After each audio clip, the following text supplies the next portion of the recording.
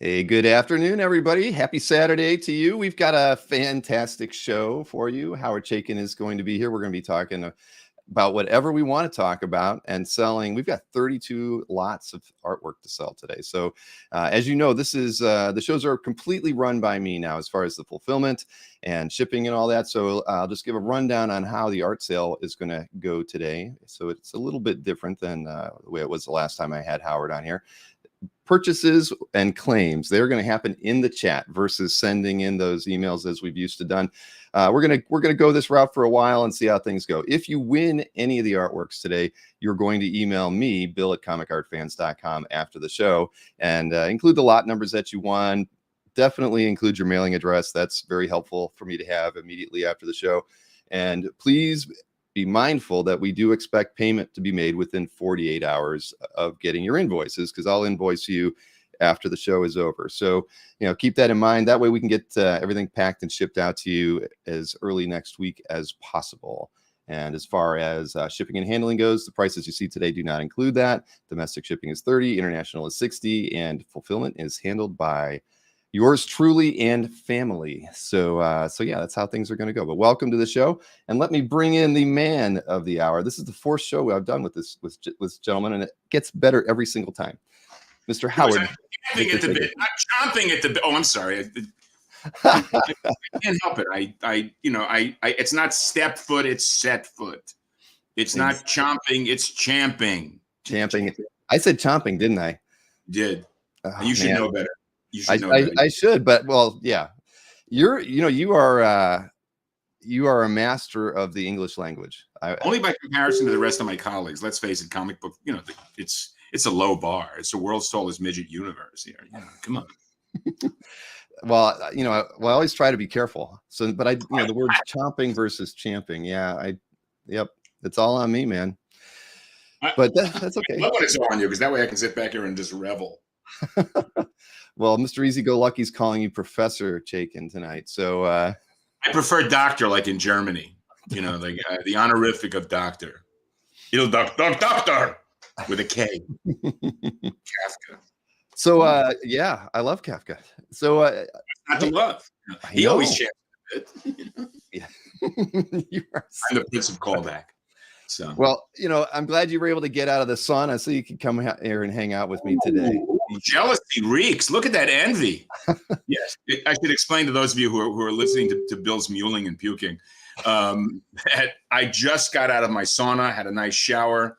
I have a sauna every Saturday morning and at least 1 or 2 days a week in the previous. It's what keeps me so serene and so filled with man love, human love, girl love, and just generally an embracing the humanity at large.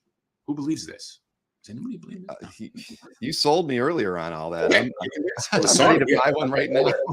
Oh, that love of mankind? Nah. Yeah.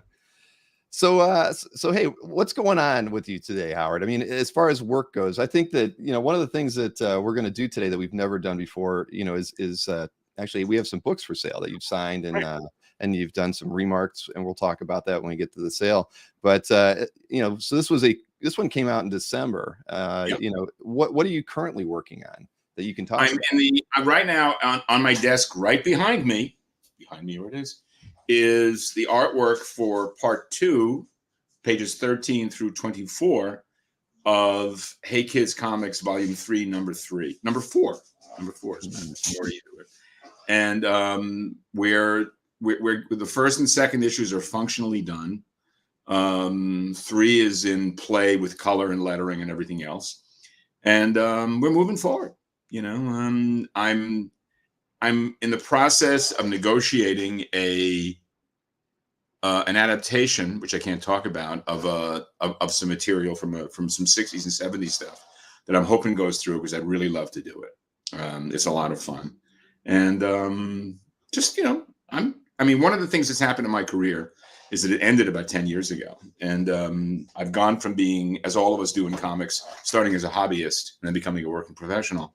I'm now a hobbyist again, because I no longer bill for my work. I tend to produce work against a back end payment. Mm-hmm. And so I can afford to do this, because unlike a lot of my colleagues, I knew my career wasn't permanent. So I have I've structured a world that's business based. I have deadlines and everything else, but there I am. I'm just doing it, and I'm having a good time with it. My studio is just a gas. It's I have the happiest man cave on earth. And Samuel Rojas, you know exactly what I'm talking about. Respect the fits.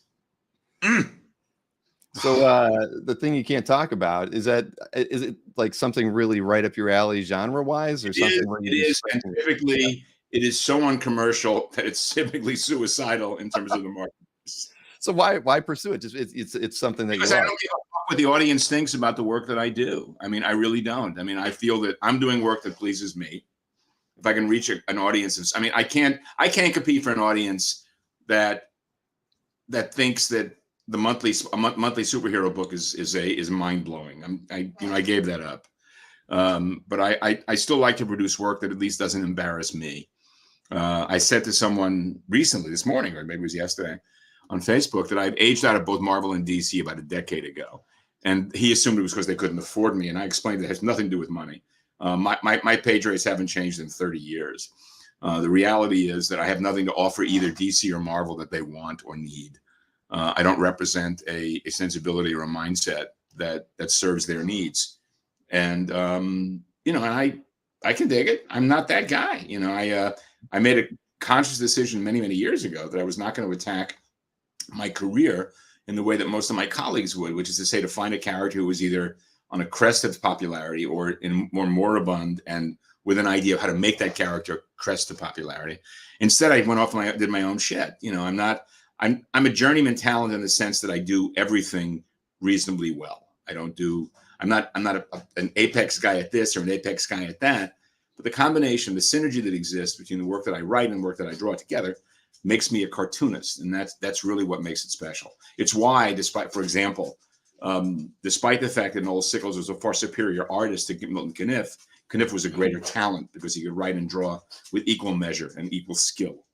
It's why Leonard Starr's Mary Perkins on Stage is a superior strip to Rip Kirby, from which it owes its DNA, because the writing on Rip Kirby is just direct. It's one of the dullest strips ever. It's gorgeous, it's beautiful to look at, but the writing is miserable. Whereas the writing on Mary Perkins on Stage, both is in conjunction with its visuals, is staggeringly fabulous. It's really swell. So that's just me. My work comes to life in the relationship between text and picture. That's where it's at. I love it. Thinking of it like that. So you don't rage against the fact that you've kind of aged out of certain things. You're taking advantage of those. These are opportunities, right? You don't have to pursue those other things any longer, and you can do more along what you like. It's like TV. I lost my last TV job in 2002, and I realized within a month that I never wanted to seek work in that business again because I hated those people so much. I wish they would all die and taste their own blood. And I missed the money, because the money in television was insane. It was obscene money for just junk. It was like, and I never worked on a show I'd ever watch, for fuck's sake. But the money was dynamite. I mean, I still collect a couple of grand a year in terms of residuals, which is a piss up. But for the most part, I don't miss the work or the experience in the same way that I don't miss having to, the single most royalty providing book I ever did was the Wolverine book I did with Nick Fury Wolverine with Archie. I penciled it in 1985 before I left New York City, and I inked it in 1989 by the time Archie had finished writing it. And the money was so insane from the sale of that book. It was just ridiculous.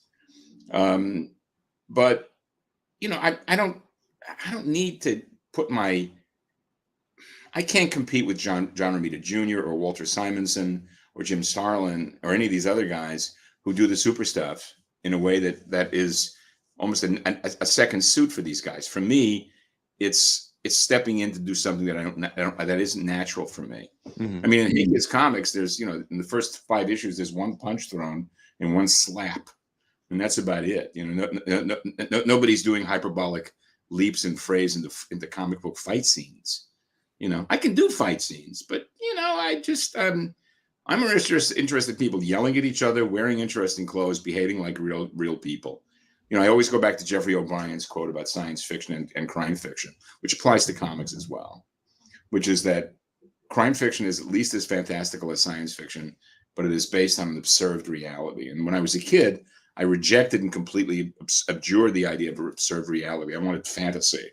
I was a big sword and planet guy. I was a big sword and sorcery guy. I loved SF. But the older I got, the less interested I was in that work. And now I'm much more interested in real people doing real things to other real people in the context of comics. I mean, it's what it really comes down to is that I no longer care about the content of comics. It's the medium and the form that appeals to me the most.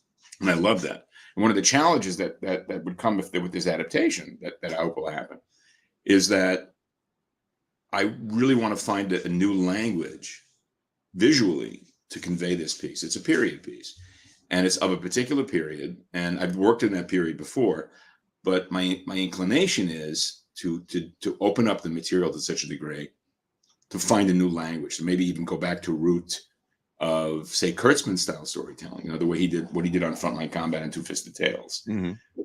It's just, I don't know. So, but there's the challenge awaits, and I'm an old guy, but I still feel the need to plan my day, to assume that I won't be dead by lunch, that kind of shit. Yeah, well, we can only hope not. But you're listening, God. I mean, so how are you approaching that? I mean, if you're trying to find a new way to tell stories, I mean, I know you're kind of dabbling in new technologies. I mean, your new approaches to your page design and panel layouts. Purely in terms of layout. Yeah. I mean, one of the things that I talk about when I do the paradigm lecture is we live in a world right now where Brandon Tartikoff's prediction about comic books being the next primary source of material for mainstream entertainment has come true.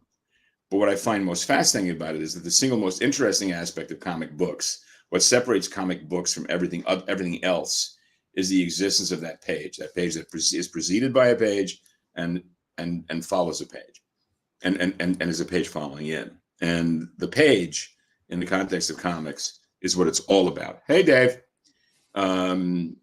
The structural narrative that's provided by that page really lends itself to rethinking the way you tell a story. Hey Kids is told in such a way that I use a lot of fake comic books as bullet points, and I apply a different kind of layout technique to it. There's a lot of horizontals with insets. This potential adaptation does not lend itself to that structural format. Rather, it's more vista, it's bigger, it's more action oriented, but not superhero action. It's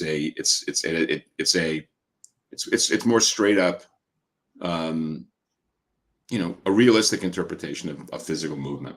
So that would be a challenge for me, and I like that. That's the kind of challenge I like. Challenges that I don't like can go fuck themselves. You know what I'm saying? So you wouldn't be going back to TV or if they ever wanted you, do you think? No, I got shit canned so hard, and I'm too old. I mean, I was too old when I got fired, man. You know, the thing about comic books, that television work. I mean, like I said, I never worked on a show I'd watch, but the money back then was so good that it can't compare to now. I mean, the market I worked in no longer exists. Streaming and the English model has invaded American television. When I was working in TV, there were 22 episodes a season, and people were moaning about like there used to be 36. Last year I watched all 36 episodes of Line of Duty, a phenomenal police procedural out of England. That's 6 seasons, six episode seasons. One of the reasons when you watch British TV that you see all these actors from one show appearing in another is they're not working for 22 episodes on a show. They're doing 6 here, 6 there. Holiday Granger is the lead on a show called The Capture, 2 seasons. She's the second lead. She's the female lead on CB Strike. And, you see Tom Burke do, he's the Musketeers. He's in, he's CB Strike. Yeah. You see all these guys working across. Matthew McFadden is in everything right now. McFadden, shows up in this episode, that episode. And, it's rare that he works with his wife. But he did a 3-episode series called Stonehouse, where he worked with Keely Hawes, who was, again, in everything, because they're working with short form, which I really like. Comic books are based on long form. I mean, let's face it, the armature of comic book storytelling is Roadrunner Coyote cartoons. Batman chases the Joker forever on a Mobius strip, and he never takes it upon himself to literally murder and behead him and put his head on a pike at Arkham Asylum, because that would obviate the corporate franchise. And the attempt, the need to make realistic franchises and presentations about this stuff for movies and television points up the innate ridiculousness of the concept. I mean, let's face it, as I've said more than once, Batman is a 15-year-old boy's idea of what a rich guy who had a bad day when he was 8 would do with the money. Sorry, not for me. So mainstream comic books, the only time I see mainstream comics is if someone says to me, "You've got to take a look at this." And frequently I do, and I go, "Oh, okay, I did." When's the last time somebody suggested something to you that you did look at and you were moderately impressed by it? Stray Dogs. Stray Dogs, yeah. Yeah, I thought it was just great. Tony gave me a copy of it. I read it on the plane going home, and I was blown away by it. I bought copies of it for my grandchildren because I thought it was really that good. I gave my copy to Mike Stratford. Hey, Mike. And I've sold. I bought copies for Rocky and Izzy, two of my grandchildren, because I thought it was just bitching. I really like Stephen Conk's Palomino, which is a crime series that takes place in the country western scene, the Bakersfield, Barstow, San Bernardino scene of North Hollywood in the 1980s. Country western scene. It's dynamite. It's fantastic. My dogs have decided they're not that fond of you, Bill. There's a stranger in the house. No, they're just assholes. Just complete assholes. I hate you so much. Go away. Leave me alone. You go sit down. I have a French bulldog and an English bulldog, and the English bulldog is never happier than when he's gnawing on the French bulldog's leg, and the French bulldog is biting him on the eye. It's really good. They're lovely dogs. Wow. You get them at the same time? No. Stormy is the French bulldog is old and getting cranky and creaky. Maxwell, the English bulldog, is 3 years old and incredibly needy and stupid. And playful, clearly. No, they're not playful. They're selfish and arrogant and stupid. They look at me like, get with it. There is a program to be gotten with here. Well, I have to say I do agree with you on that Stray Dogs reference. I mean, I had Tony on like 2 or 3 weeks ago. We were talking about him as an art collector too, but we talked about his work, and yeah, I mean, I think that was probably one of the most interesting things to come out in the last few years. I mean, it was incredible. And I mean, I was impressed by it from top to bottom. The writing was dynamite. It was disturbing, unpleasant in the best sense. I just thought it was dynamite. I really did. And Tony knows this. I mean, I've made it very public, but I thought it was just swell. And Maxwell, lie down in the sun like your pal there. Go get the fuck out of here with you. We have a nice patch of sun that comes into our little library, and they basically fight for the brightest spot. That's what all that rah was about. I get it.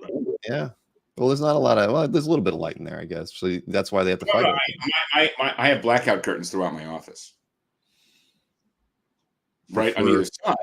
Yeah. That on that side is the laundry room, and on that side is the library. And the library is all open windowed, so everything's there. My house is much glass, so to control the light source in the studio, all the windows and doors are blackout curtained, because I like that the environment of light must be totally lamp derived.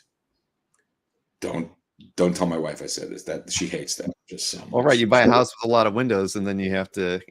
Upstairs is all open.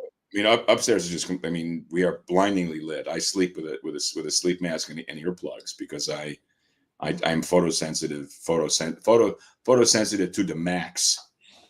Right, McLaughlin? Yes, yeah. Right. See, Jim knows. He's watching today. Hey, James. He's being a camp counselor today because he knows his 2 campers are on a rampage. Oh man, well we could have had him in here. He would have thrown a few curveballs at you. We've exchanged our morning. We've done our Saturday morning exchange, and I coined a phrase that apparently touched him deeply. In the right or wrong way? Oh, and in a fun way. No, he seemed delighted, and then crashed and burned at it. You know. So why don't we talk about process a bit, because we're going to be showing some pieces today that we haven't shown before. And I think Jim calls them, since he's here, he calls them the patch panels, or maybe that's what you used to call them. But we're going to be, I think we've got like 7 or 8 of those available, and I don't want to show any since they're for sale, but kind of explain your process, working in this manner versus working traditionally on an 11x17 board. When I got shit canned from that last TV job back in 2002, I came back to comics. The market had changed, the business had changed dramatically, but I still had some cachet. I sold a book, and I hired as my assistant a guy who had been my assistant previously, who was now a colleague, a guy named Don Cameron. Don did all the covers for the first arc of Hey Kids Comics, and he's doing the covers for the third arc right now. And they're blazingly clever. They're really smart. And he assisted me, and he was new to Photoshop, and he had that evangelical enthusiasm of the newcomer about the product. We worked for this one. It was a big fat book. We did it 6 months, and we fought endlessly about how much and how little to use Photoshop. And I won because I was in charge. A year later, he'd gone to work at another place. I was working, and I was working with Mark Guggenheim, with whom I did that book that you just showed, right? On Blade for Marvel. I'd been seduced over to Marvel to do Blade because Guggenheim's presentation for Blade was just a pisser. It cracked me up. And I was working on issue 4 of Blade, which took place in a department store at Christmas time in Bethlehem, Pennsylvania. And the story was about a demon, a department store Santa Claus, whose body had been taken over by a demon. And 18 of the 22 pages of the book took place in a department store at this time. And it was just, and I can tell you right now, that is a shitstorm to draw. It sucks. It's really awful. So I had an idea. I said, okay. So I went online and I found 3 different shots of Macy's, the interior, the shopping floor, blew them up to 11x17, traced them in line, rescanned the tracings, and then did Christmas decorations and pasted them up digitally. And this gave us 3 separate views of the shopping floor. And what had been intended as simply a time and money saving measure turned out to have an unexpected benefit, which is to say, even though there were only 3 views, you could flop them, you could crop them. It enhanced the verisimilitude of the material so profoundly through maintaining a consistency of continuity that I came to realize, finishing this book, that fight that I'd had with Don for a year, for 6 months, working on that book at DC, I'd won unjustly, and he was right. I was wrong. I then paid him to write the book on how to use Photoshop to do comic books. And that manual is something I give to every assistant who comes to work for me. And that manual, what it does is it separates the elements of the page. You have a page, you have backgrounds, you have figures, and you have patterns. We scanned all of the Zipatone we had. We built more pattern files, animal patterns, textural wood, everything. Okay. And from that point on, we reached a point where the page itself would be all laid out, because I work against an inked pen line, an inked panel border. But the elements of the page that involved interaction between figures, backgrounds, and environment would be done separately, and we combined in Photoshop. I can show you a page from Hey Kids, Volume 3, Number 2, as an example. This is what the page looks like before it's pasted up. Okay, this panel here is a paste up, and this here is these figures here it's multiple figures, all done in patches. Okay, so that is the process, and it sounds complex, and it is, but it's complex without being complicated, in the sense that you have no idea how much easier it is to clean up a figure against a white background than it is against a fully organized background. The effect is comparable to what is called poor man's process and or green screen in film work, in filmmaking. Sure. Okay. And it is a economically and temporally the best experience that I've had working in this way. I mean, last night I did notes on pages 13 through 24 of issue 3 of Hey Kids, which are lettered and ready to go. You know, but there's some finesse was needed here and there. And I still work. I still have my drawing callus. I haven't done any pen work today, so it's not yet black. But I work on my drawing with my hand. I use a Cintiq. I use tools, marker tools, and I use Dr. Martin's bleed proof, and I use Post-it tape, which is a 3M product, which was discontinued some 20 years ago, and I use 3M Blue Magic tape. Which the Blue Magic tape is almost exactly like Zipatone in its tack and its matte surface. And the reason I use these tools is that since I work in ink, marker, rapidograph, Sharpie, all sorts of techniques and tools, nothing gives me a perfectly clean surface to redraw upon. And this way I have a matte surface which can be corrected. Mm-hmm. And since I have sacrificed the page, you know, the page as a unit, I now, when I go to conventions, I will sell these patches in pieces. And that's what you've got a couple of. Right, I can show one here.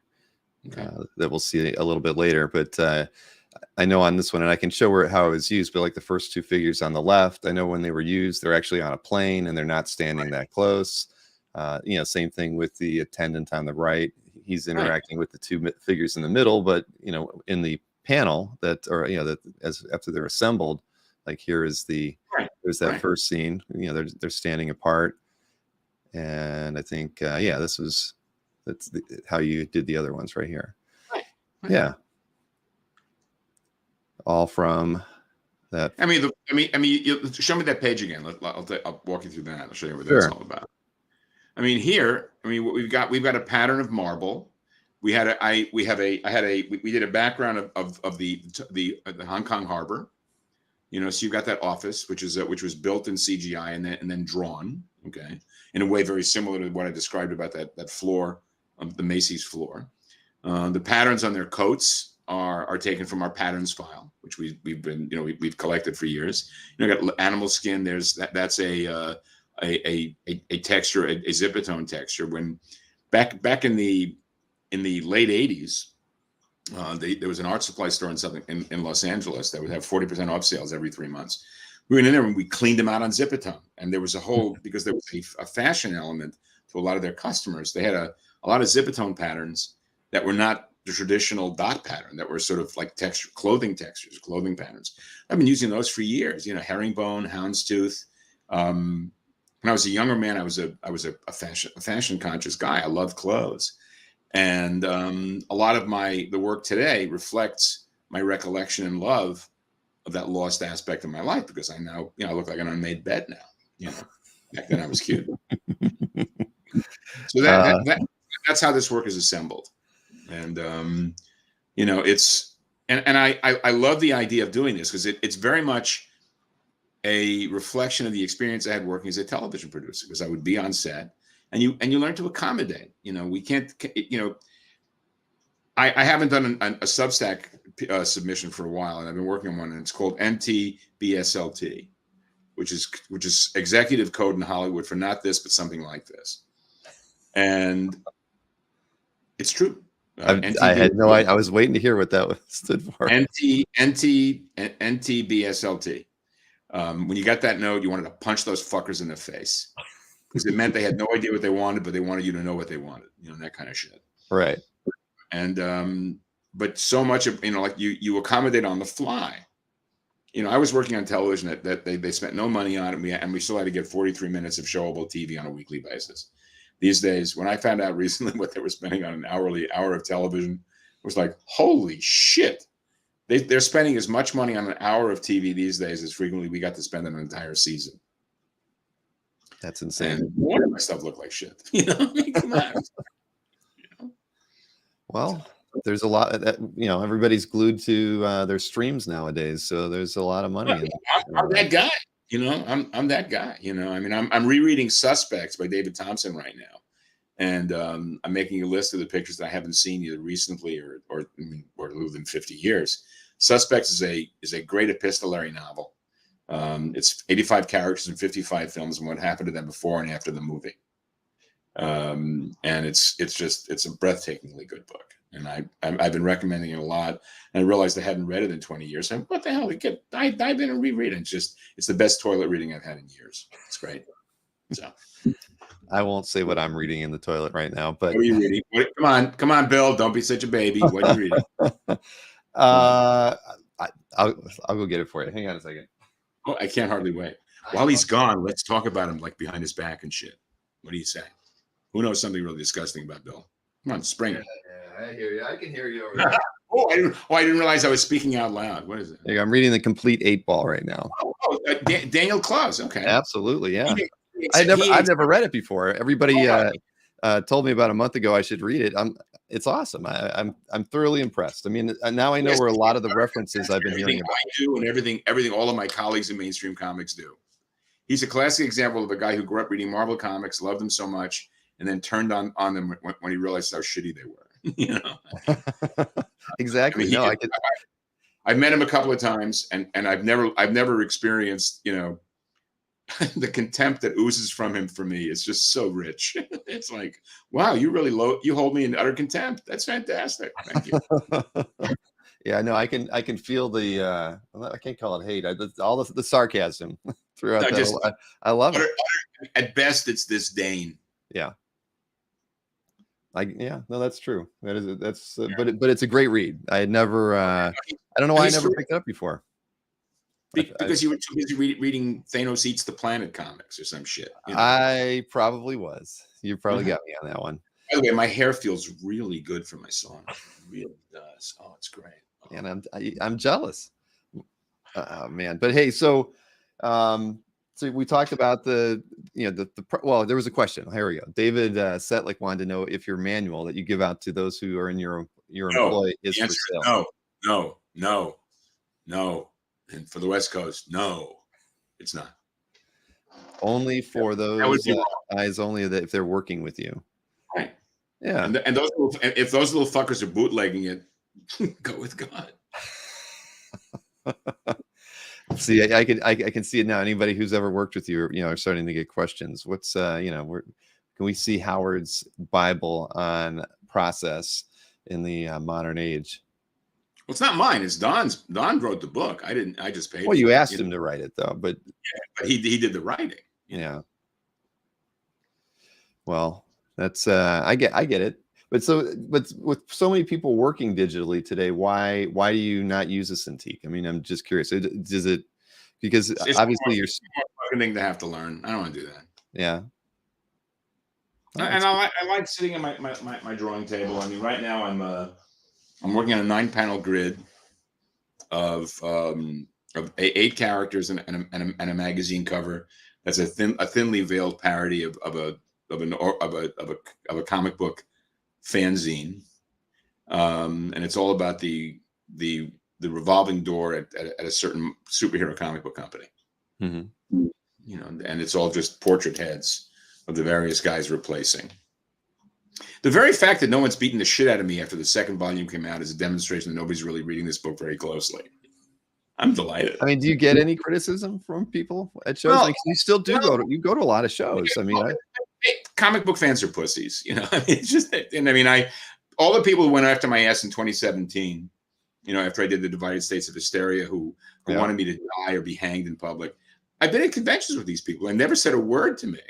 They're just because they have keyboard courage. They have that they're brave behind the keyboards. They're dead to me. Fuck them. They should all die and taste their own blood, as indicated earlier. But when I first announced that I was doing the first volume in the first place, I created an email address for people to send me anecdotes, and it was very disappointing because every single anecdote I got was a settling of scores. And some schmuck on Facebook, when I blocked and unfriended, I forget who it was, said that it was just he having no idea what I was going to do, just assuming on the basis of what I laid out, my intentions of the book were, that I was simply going to be settling scores, and that was the last thing I wanted to do. I mean, I wanted to do an elegiac book that was about look, I love comic books. I'm a comic book man. I mean, I've been I saw Sienkiewicz spoke on Friday at Art Center. Mm-hmm. And he used a phrase that I've used before many times, which is the comics are a calling. They have more in common with the Jesuitry than any other kind of fandom. And I mean, I was infected and inoculated by comic books at the age of 4, and I've been that guy ever since. But what happened was I outgrew the content, but remained in love with the form, as in a way that Clouds did as well. But I still cling to mainstream genre narrative. Just the genre I cling to is not costume superheroes beating the living shit out of each other. It's something else. I like crime fiction. I like Western fiction. I like mainstream, popular fiction. And as I've said more than once, I wish there was a great romance comic book out there that was worth looking at and reading. And I'd love to see someone do a really good right-wing comic book, because I haven't yet. Mm-hmm. Despite my politics are considerably to the left. But the bromosexuals out there who object to the inclusion of the diversity inclusion crowd in comic books.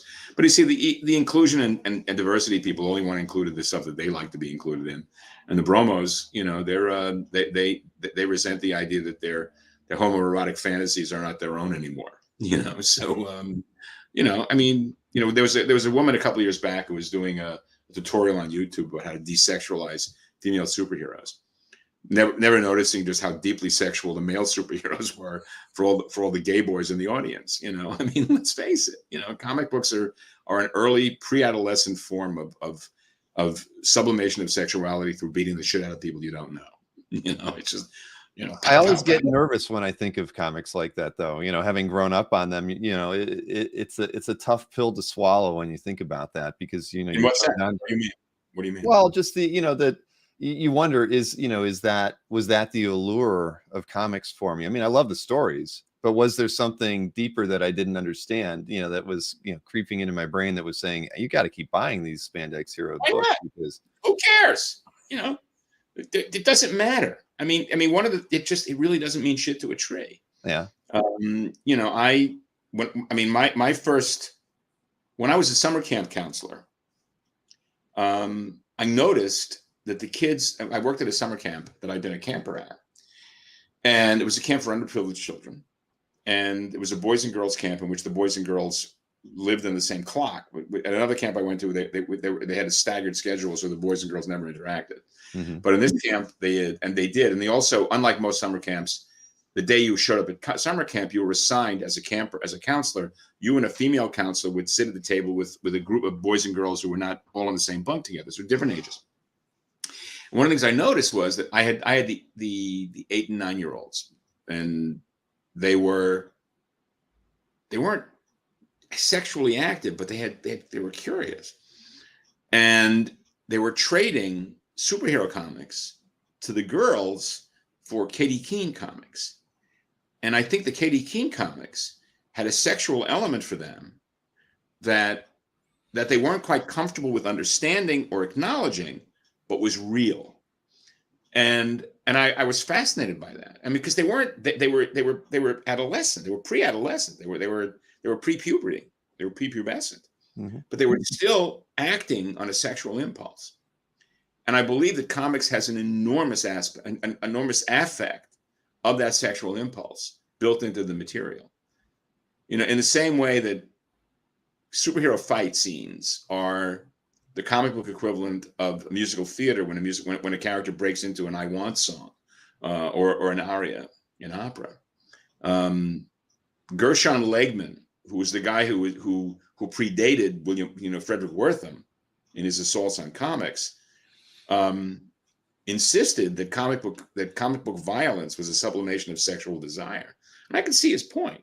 I truly can. Comic book fans have a real aversion to actual eroticism. They like pinups and they like cock teasing. They love Dave Stevens, but they're uncomfortable with someone like Roberto Baldassini or Franco Sodelli, or even Krapax, who I don't particularly fond of. But the work that's more explicit than implicit makes comic book fans very uncomfortable. And I like making people uncomfortable. I truly do. Well, there's a lot of people who don't find it uncomfortable too. I mean, that's why they're guys like Krapex and others are well collected, Most mainstream comics fans respond to titillation as opposed to an expression of actual desire. When I was a kid, I loved pinup art and all that stuff. But my favorite thing about pinup art is that Ignacio Noe piece that he did a couple of years ago called The Exhibit. The Exhibit, is that what it's called? Where he has an ancient pinup artist who's obviously based on Elfgren at a gallery showing of his work, and as they look at each painting, we see the actual story behind the painting. It's really grim, grotesque, and explicit, and it's all illustrated in this style that is, there's a reason why Ignacio does children's books besides porn. It works perfectly. It's really rich and three-dimensional and beautiful. The work is just astonishing. I'm not familiar with that. After the show, can you send me an email? His name is Noe. There is an English language edition of it from NBM. Okay. Ignacio, Ignacio Noe, Noe. He's Argentinian. I think he's Buenos Aires. Okay. The work is great. I was aware of his work before he really achieved the level of polish that this work has. But in the same way that when you saw those Spatiolos that Kevin Nolan did in Amazing Heroes, you knew that this guy had something going on that was separate and distinct from everybody else, even though it was just early work. Right. That's the same thing with Noe. Okay. His early work is crude, but it points at something, and this work is astonishing. I mean, it's resonant. It looks like the coloring, the finishes look like Dean Cornwell, only in comics form. It's worth seeing. All right, I'm gonna look it up. So we did have a couple questions in the audience. This is kind of a three-parter, so I'll have to show them all. From Dave Righteous, wanted to know, why have you never done a book with Fanographics? You and Gary have always shared the same love and views on the medium, disdain for the mainstream swill, and are reasonably friendly. So have you ever discussed a project? I get that they're doing more arty fare now, but I think a new archival book like Times Squared Collection or Hey Kids Comics minis would be right in their wheelhouse. You'd think that, wouldn't you? I always did as well. I mean, I'm absolutely astonished that the work that I've done in Hey Kids Comics has not even been mentioned or acknowledged at any Fanographics publication. I truly am. Gary and I are on reasonably good terms. We don't speak regularly, but when we speak, we're always cordial. He might still be, but he was for a while dating a woman who lives in my town. I don't know. I honestly don't know. I think Fanographics, they're not particularly financially sound. I mean, and the work that Fanographics does that I like best is some of the worst selling shit they do. I mean, the Roy Crane work, nobody buys that stuff. That for me is the work that I really love. But no, it's never come up in conversation. Of course, they published an edition of Black Kiss for the longest time. But no, I mean, Black Kiss opened the door for them to do the Eros line. But I think, as I've said more than once, you've seen me, you've read it on Facebook. I'm a marginal figure. I'm sort of isolated out in the wilderness, and that's true of both the mainstream press, comic book press. I mean, that bleeding cool bullshit can suck a bag of dicks, and but I'm also ignored by the Comics Journal, and I'm amazed that work that such as Hey Kids has not generated, if not a positive reaction, then some reaction of like, why the fuck are you doing this? How dare you? Sort of nothing. It's like the crickets are fucking and you can hear them, that kind of stuff. No, I have no idea. So it hasn't ever come up. Yeah, I mean, that's interesting. I mean, book publishing is a tough business no matter what. But Fanographics does create some books that you, like you just said, aren't Yeah. going to be big sellers, but at least they're doing it. I mean, that's Yeah. huh. But to that end where you're mentioning about the acknowledgement stuff, I mean, I've heard a lot, a lot of creators, well, not a lot. I know of a few creators who have been in the business for a while who share that same sentiment, that it's just, they're dumbfounded how they don't get asked to do more things. And I don't know why that would be, or why people who have your stature in the business are, would be getting overlooked for stuff like that. I mean, it just doesn't make sense to me. Because it's a boys' business. There may be more girls in it now, but it's a boys' business. It has more to do with baseball than anything else. Comic books is a boys' business played by men. Baseball is a boys' sport played by men.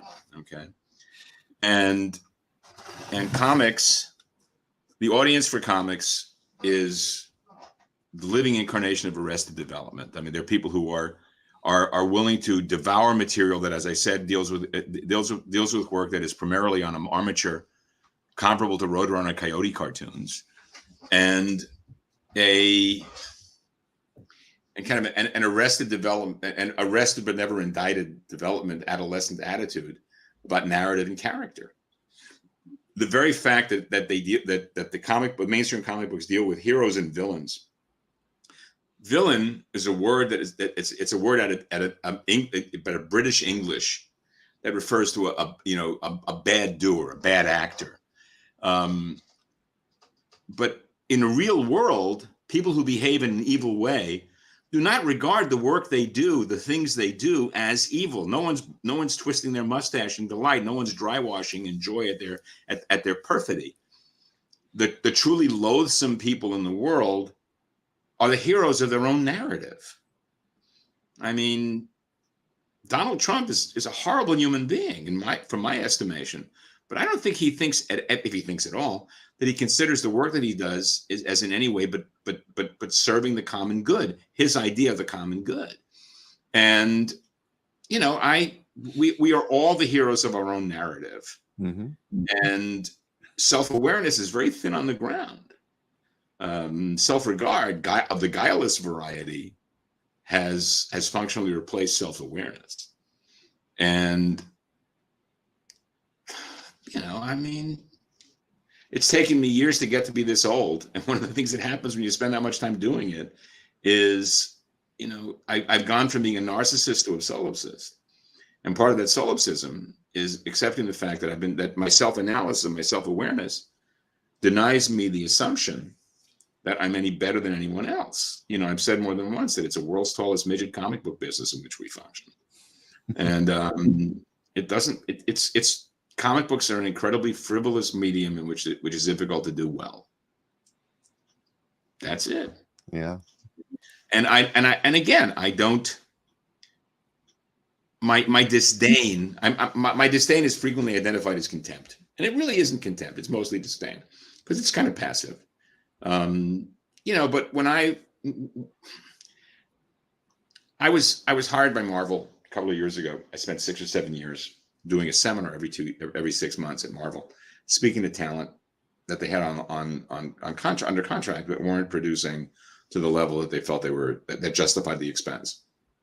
And it occurred to me halfway through this shit that the real problem was not the artists, but the writers. But you can't attack writing in comics right now. And the reason that the writers are alphas in comics right now, to a great extent, is that the mainstream comic book companies want to avoid ever happening again what happened in the 90s with Image. But also, comic book writers are transient. With very few exceptions, they move on to other things because comic books have become an IP factory. Artists rather, are not as smart as writers for the most part, and develop a skill set that isn't really applicable to any other form other than the work they do. So they're stuck. And when they age out of appeal, they're looking around wondering why no one's paying any attention to them. And I know why no one's paying any attention to me. I'm fully aware of why. Because I don't share the audience's enthusiasms. I don't have an emotional connection to the work that the audience has an emotional connection to. One of the reasons why Frank Miller's work was so popular and successful is that he was a mirror of the audience's understanding of the work. The same with Rob Liefeld.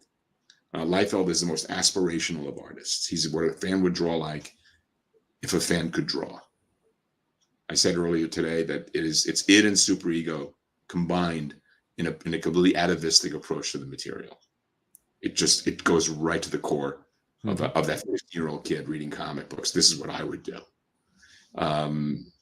And what's fascinating is the guys who were huge fans of Frank's for years are now turning on the work, wondering what it was that appealed to them.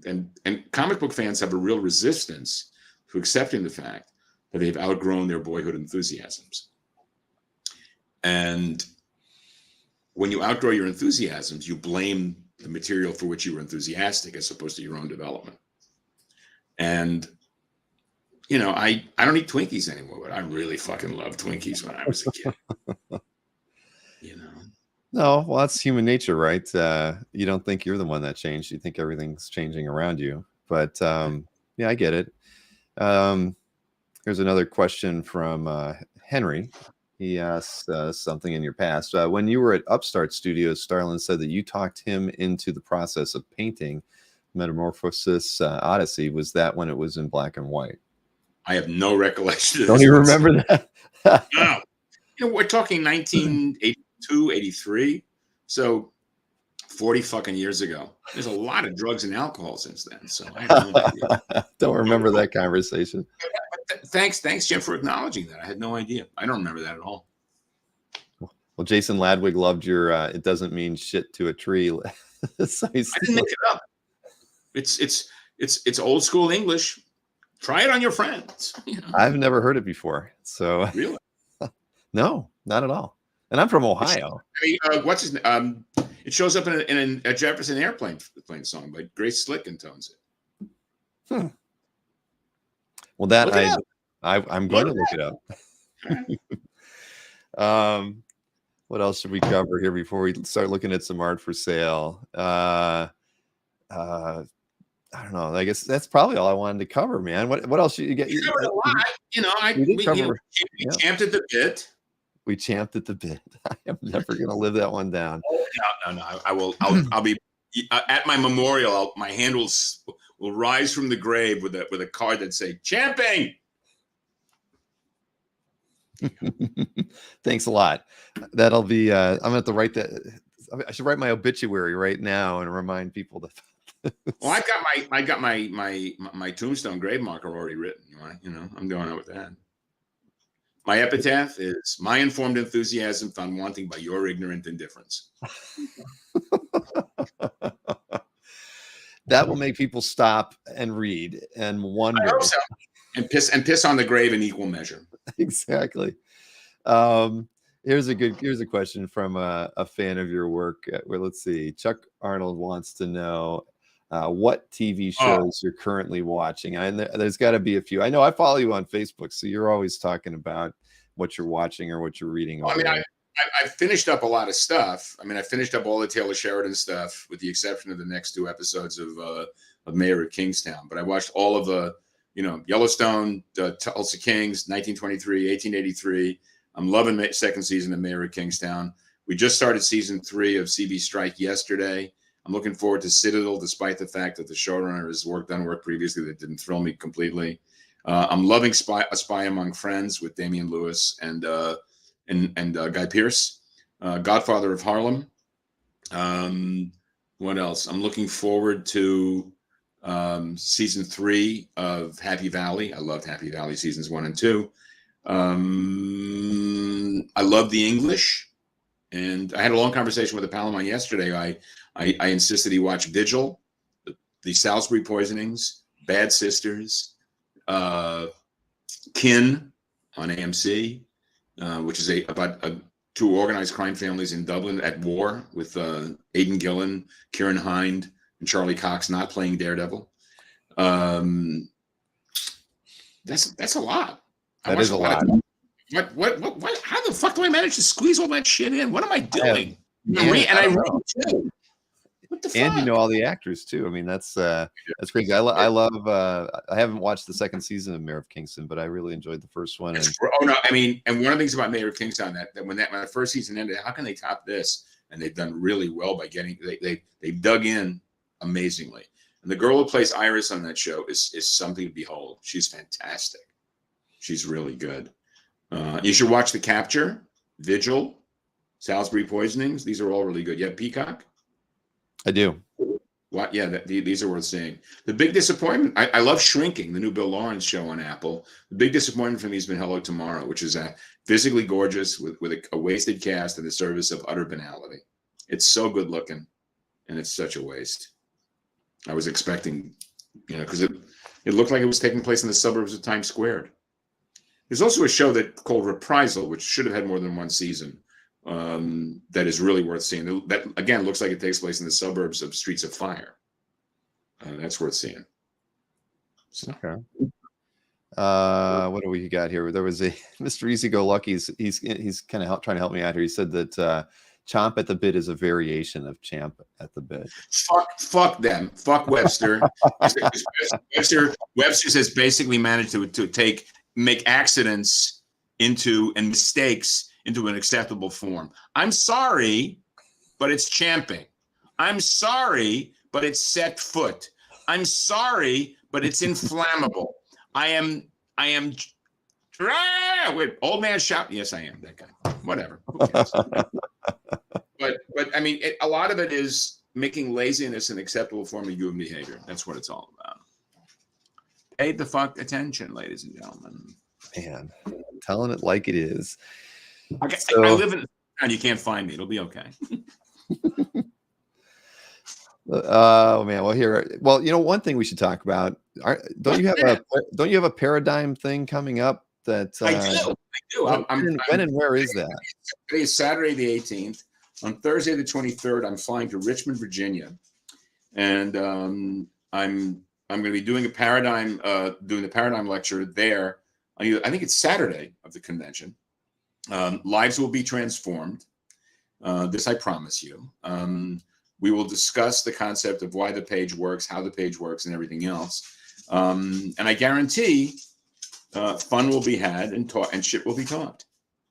One of the things about comic book conventions when I do shows, when they line me up to do a panel, it's me with a microphone and the moderator, and we don't get a big crowd. But I always say that those who did show up will tell those who decided not to that they basically pissed away an hour when they couldn't have had their lives transformed. Because I'm pretty fabulous in the room. You are. I'm more fun than most comic book readers are entitled to. I can tell you that your shows that we do here on the channel are some of the most viewed by people and continue to be viewed. So that tells you something. It's because I'm absolutely without filter. I just don't give a shit. They can't wait to see what you're going to say.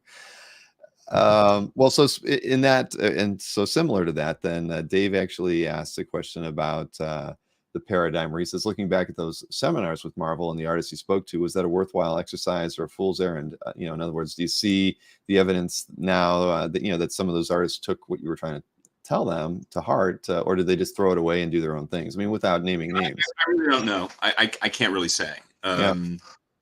Marvel was extremely happy with the results of the seminars as they played out. Brad, hey Brad. But they stopped doing them. I don't quite know why. I mean, I think it just I don't want to hear an old man yell at my kids, that kind of stuff, So I don't really know. I won't name names of those who get. I mean, there was at least one instance where it was imposed on this guy. And he really didn't want to be there. And at one point, I said to him, "Shut the fuck up, you Serbian shit weasel." And well, that narrows it down. It brought down the house. Well, no one had said that to him before. I'm sure not. But we had there were great times, and the paradigm basically is the first day, the second half of the first day of that Marvel seminar. The first half of that first day is yelling at them, at the talent, to remind them that the editors are not their friends, that it's not a hobby anymore, that if you're taking corporate money, You're a cog, whether you like it or not. And if you don't want it to be a cog, work in independent comics, do whatever you want. But once you start drawing a Marvel character, you're in the service of a corporate enterprise. And these people would look at me like I was fucking crazy because they expected me, Mr. Big Mouth, Mr. Go Fuck Yourself, not to feel this way. But that's my attitude. If I work for Marvel, I am on the team. If I'm not, fuck them. You know, that's just the way it is. Mm-hmm. And the theme of each of those was that we must learn to be comfortable with mutual shared exploitation. That's what it's all about.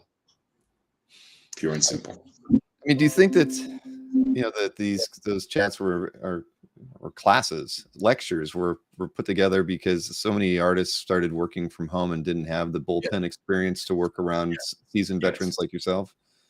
Well, I mean, I come out of an educational experience of working as an assistant to a number of people. Yes, and I've had assistants since the mid '80s, and I think comics is a apprenticeship and mentorship, and I think people, you've got several talent pools after mine, generational talent pools, who don't read for entertainment except for comic books or comic book related material. Mm-hmm. Don't go to movies that don't reflect their own comic book sensibilities, and are narrow focused and limited in their understanding of the material. And because they don't read, they also don't go to movies that involve anything other than sensation.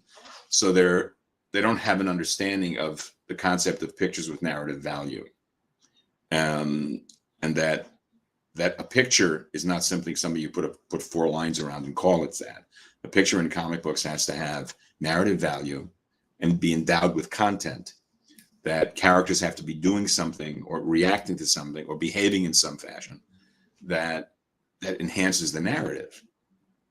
The job of the comic book artist is to take the template the writer provides and not simply illustrate the material, but illuminate the material in terms of the way it's presented, what is emphasized, and what is not.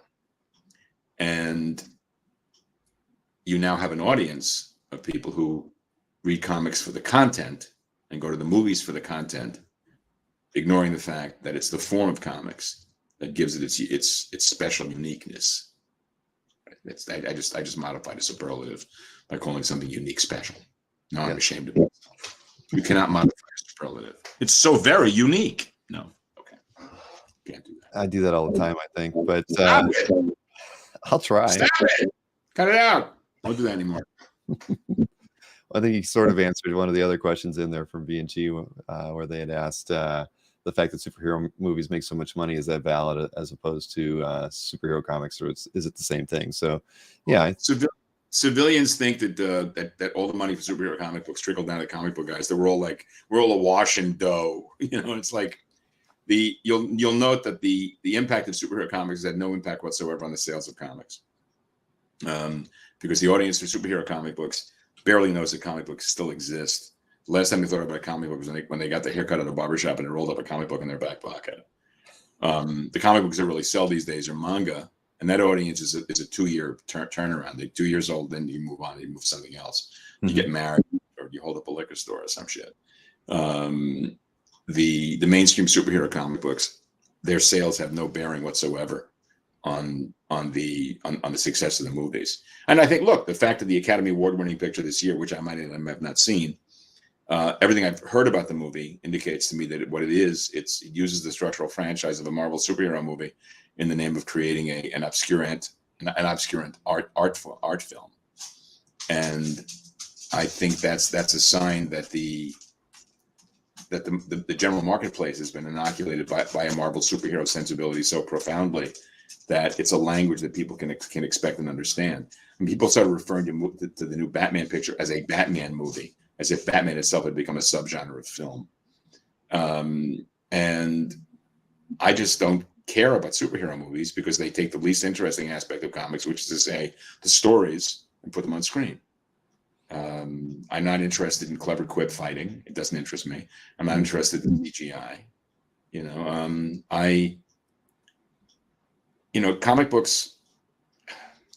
Comic book movies are basically professional wrestling with computer generated imagery.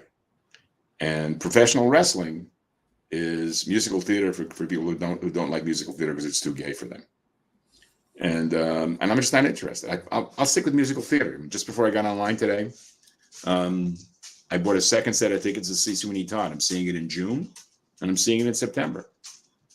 You know, because my wife's going to be with me in September, my pals are going to be with me in June, sitting in exactly the same seats. Wow. Yeah. Well, I can't say the last time I went. I will attend. Yeah. Attend the Tale of Sweeney Todd. Before we get to the sale, one last question for you. There's David's coming back with a different question. He said, I started reading Johnny Hazard. Can I get your thoughts on Frank Robbins and his style compared to Milton Caniff's? I love them both. And obviously Robbins is deeply influenced by Caniff. Caniff was an enormously influential talent at the time. The thing that Robbins did is that his ordinance, his world, for me at least, was more graphically convincing. And I love the Robbins stuff. I mean, it's significant that Jordy Burnett was in correspondence and was deeply influenced by Frank Robbins. You can really see that in early Jordy stuff. I love the Johnny Hazard stuff. I'm waiting for someone to publish a version of the Johnny Hazard stuff along the lines of the Steve Canyon stuff, the Terry and the Pirate stuff. I'm looking for somebody's going to do it sooner or later. Maybe hopefully before I'm dead. That would be lovely. So, well, here's another good question from Chuck Arnold. I'm curious about Howard's opinion on illustrators in comics like Barry Windsor Smith or Bernie Wrightson, decent storytellers, but mainly great illustrators, valuable or lipstick on a pig? I know. I mean, Wrightson was a pretty good comic book artist, and Barry holds me and everything I stand for in contempt because he regards himself as a separate entity and element of the comic book business. But I also saying that, you know, that thing he did for Fanfare years ago with the Thing in the Human Torch was a pisser. It was really funny, you know, surprisingly so. You know, but the work doesn't. I mean, I can't say it doesn't interest me. I don't draw as well. I can't make as elaborate, fanciful pictures as that. But you know, the guys I look at, you know, I'm looking at, you know, Eduardo Riso, Lionel Yu, Walter Simonson, Chris Samney. You know, this is stuff I like. I like the graphic stuff. You know, I think Frank Robbins. You know. But you know, I think Barry regards himself and then the rest of us as we're all wankers. It's him and the wankers, you know. So you know, it's nice to know that that Vertigo Comics taught Americans what wanker meant. You know, I was grateful for that. Of course, it taught us that by English writers who thought that Americans use the word wanker in a sentence, which, spoiler alert, we don't. We do not. No, we do not. Jack-offs. Oh boy, the directions that our conversations go, Howard. Oh man, I just get here and I go with the flow. I like that. I like that about you. That's what makes these conversations fun. I'm a cheap day. That's right. I don't have to buy you anything.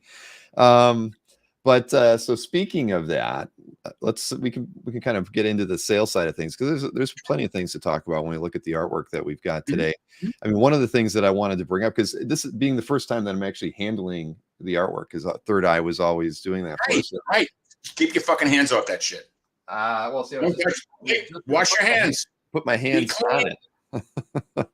So one of the things that you know that really stands out to me when I look at the pieces, and so everybody knows this too, is that, I mean, when I was getting the scans from Howard before, you're always scanning them in grayscale, so we weren't really getting to see the process in any of the pieces at all, because it was really all the blue lines were dropping out and whatnot. But the pieces that I have, I mean, you know, they're gorgeous, and they're gorgeous because I can see some smudges on it. I mean, you know, I can see the blue line. I can see you're noodling around working out how you want to draw the figure and some of the angles, and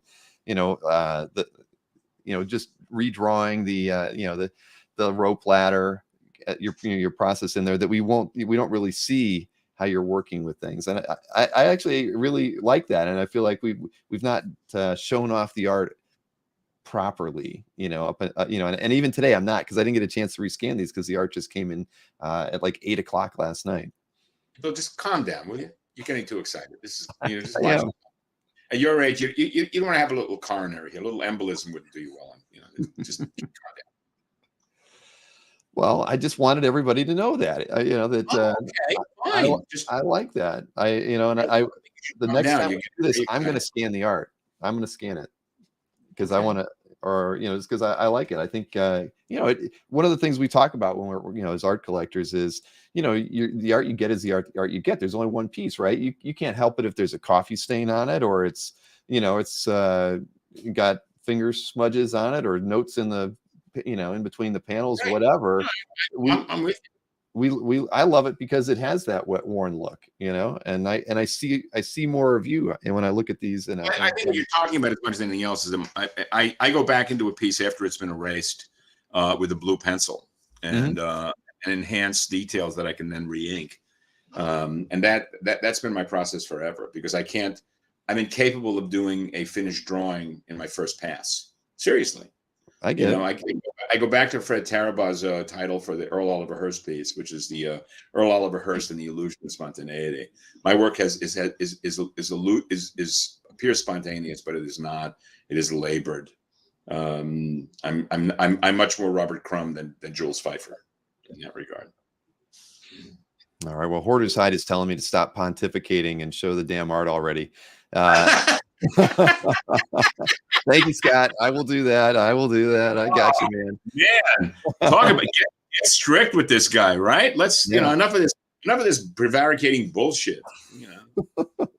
Well, even before we show the art, we're gonna just. God, you're endless. You're relentless. I know I am. But this is a little bit new. So, but let me just remind everybody about the process today. Obviously, claims are going to happen in the chat. There's no auctions today like there was on the last show we did. That was out of the ordinary. Just when you see a piece of art you want, just claim and put the round number in there, or the lot number in there, so I know which piece you're talking about. You can claim anything at any time. We've got 32 lots to look at today, so you might want to get through it and then claim stuff after you've seen a set of things, because we've kind of got everything in sets here. 14 new pieces that were specifically done for this. I think we've got 9 or 10 of the patch pieces, and then we've got a set of pieces that have been on past shows that didn't sell, that have been repriced, and we'll have the opportunity for you guys to see those again and pick them up. So, but payment 48 hours and shipping 30 for domestic and 60 for international. Now, see, let's see where what I'm going to put out there. I've got 10 copies of the Simon Cross Too Dead to Die book that are signed by Howard. They'll be you can claim them if you like. Just shoot me an email. Even we can add those to an order if you want. But I've got 10 that are signed, and I've also got 6 that were remarked as well. So and those are 75. So anybody that wants to pick any of those up, honestly, it would be easier for you just to shoot me an email, even if you're picking up some artwork, or if you only wanted one of the books.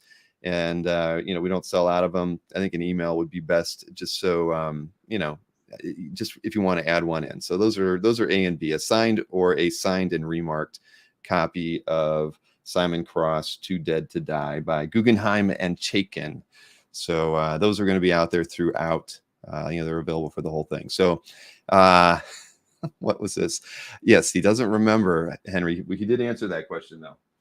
So, all right, now we can get on to the art sale. And Nick Barucci's here to cheer everybody on. 2 likes to get to 50. Why are we not at? We should be at 50 by now. We got 90 people watching the show.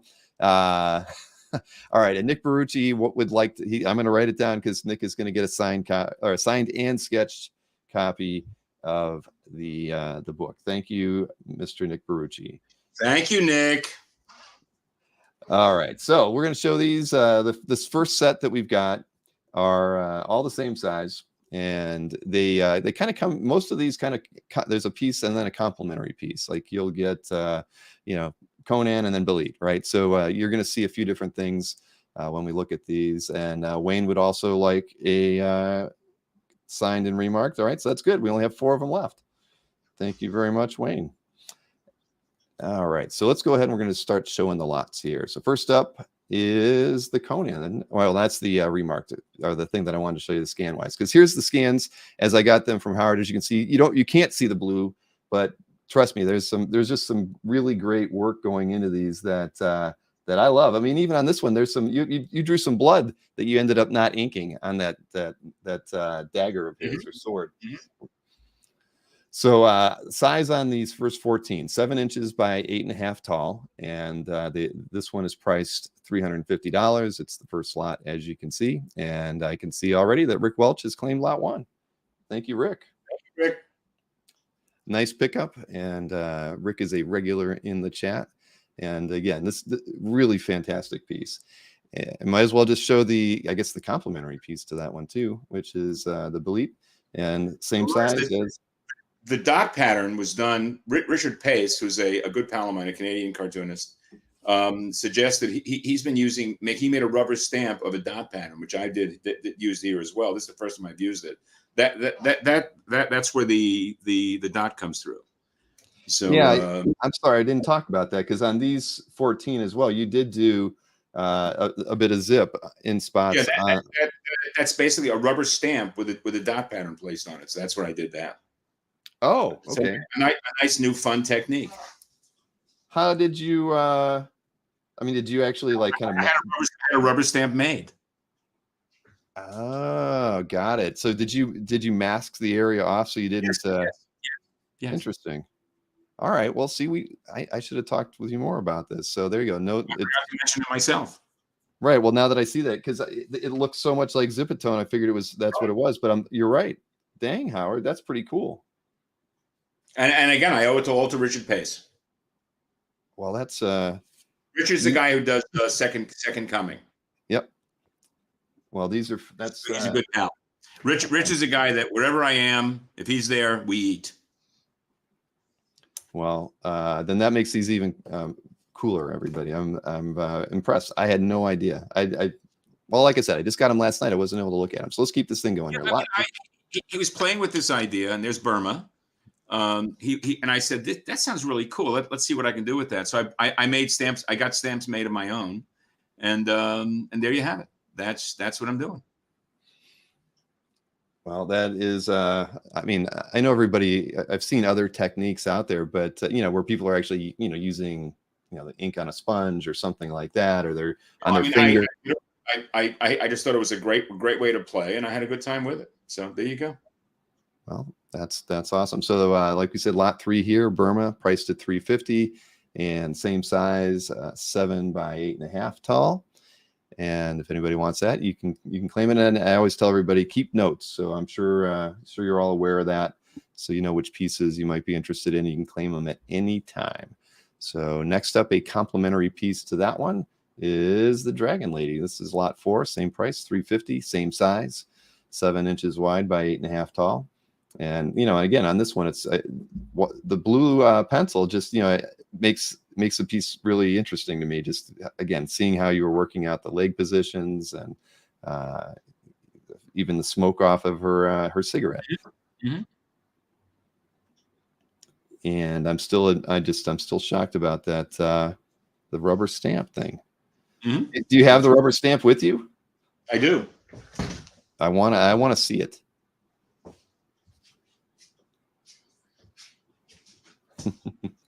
You're not that late, World of Wildstorm. So we're really just getting the sale started, only on lot 4. So here, let's see the stamps. What do we got? Holy mackerel! Now that's not. I would thought they were going to be smaller. So no. So okay. You really have to mask off these areas then. Oh yeah, well, of course, absolutely. That's what Frisket is for. Yeah. That's a lot of work.